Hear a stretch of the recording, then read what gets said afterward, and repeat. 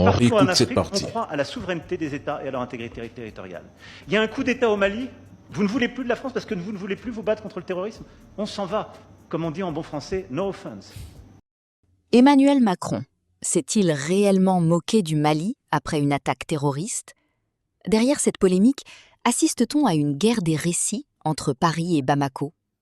Et surtout, cette crise cache-t-elle une bataille beaucoup plus grande pour l'influence en Afrique? Ces questions peuvent sembler simples au départ. Pourtant, plus on creuse, plus l'affaire devient complexe. Et vous allez voir qu'au-delà des déclarations et des réactions sur les réseaux sociaux, cette histoire révèle des tensions beaucoup plus profondes. Bienvenue sur la chaîne. Aujourd'hui, nous allons parler de la polémique autour d'Emmanuel Macron, accusé par certains observateurs et internautes de s'être moqué du Mali après une nouvelle attaque terroriste. Une affaire qui a rapidement enflammé les débats politiques, ravivé les blessures diplomatiques entre Paris et Bamako et relancé une question qui divise depuis plusieurs années. La France a-t-elle réellement tourné la page du Mali ou l'ombre de cette relation continue-t-elle de peser sur les deux pays? Restez jusqu'à la fin, car une dimension rarement évoquée pourrait complètement changer votre lecture des événements. Pour comprendre cette affaire, il faut revenir au contexte général. Depuis 2012, le Mali fait face à une crise sécuritaire majeure, alimentée par des groupes armés djihadistes, des mouvements séparatistes et des tensions politiques internes. Pendant près d'une décennie, la France est intervenue militairement, à travers les opérations Serval puis Barkhane, pour lutter contre les groupes terroristes au Sahel. Malgré plusieurs succès tactiques, la situation sécuritaire a continué à se dégrader dans certaines zones. Puis, les relations entre Bamako et Paris se sont progressivement détériorées après les changements politiques au Mali et le départ des forces françaises, demandées par les autorités maliennes. Récemment, après de nouvelles attaques coordonnées au Mali, Emmanuel Macron a déclaré que Bamako avait payé le prix de certaines décisions stratégiques prises ces dernières années. C'est précisément cette sortie qui a déclenché une tempête médiatique. Il y a un coup d'État au Mali. Vous ne voulez plus de la France parce que vous ne voulez plus vous battre contre le terrorisme. On s'en va. Comme on dit en bon français, no offense. Malheureusement, l'actualité montre que ce n'était sans doute pas la meilleure décision que les putschistes maliens avaient prise pour leur pays. Et je veux ici saluer la mémoire de nos soldats, tombés trop nombreux, pour la souveraineté et l'intégrité territoriale du Mali entre 2013 et 2020.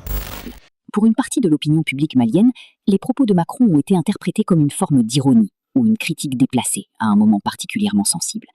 Lorsqu'un pays subit une attaque terroriste, la perception émotionnelle devient aussi importante que les mots eux-mêmes.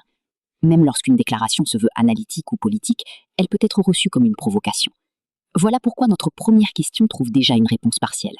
La polémique n'est pas uniquement liée aux mots prononcés, mais à l'histoire qui existe derrière eux. Et attention, car ce qui arrive ensuite est encore plus intéressant. Derrière cette crise médiatique, il existe une bataille géopolitique beaucoup plus vaste. Depuis plusieurs années, l'Afrique de l'Ouest connaît une transformation stratégique majeure.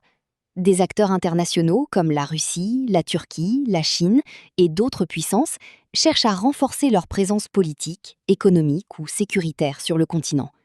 Le Mali est devenu un symbole de cette recomposition. Le départ progressif de la France a créé un vide stratégique qui attire de nouveaux partenaires.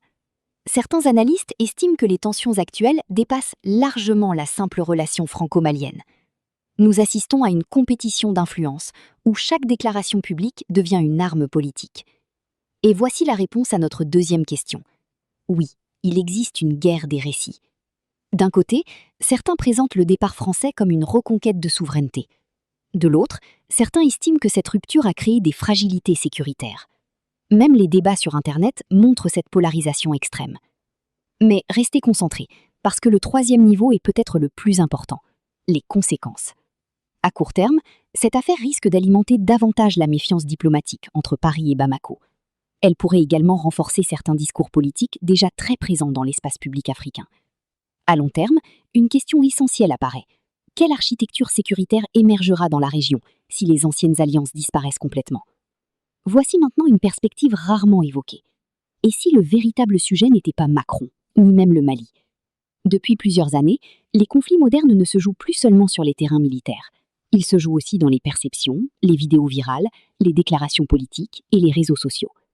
Aujourd'hui, une phrase peut parfois produire davantage d'effets qu'une opération militaire entière. Finalement, notre troisième question trouve sa réponse. Derrière cette polémique se cache une lutte beaucoup plus large sur l'avenir de l'Afrique, ses alliances et son indépendance stratégique. Une simple déclaration peut devenir le symbole d'un changement historique profond. Dites-nous maintenant votre avis. Macron a-t-il été maladroit ou ses propos ont-ils été déformés? Écrivez votre analyse dans les commentaires. Abonnez-vous à la chaîne et activez la cloche pour ne manquer aucune grande analyse géopolitique.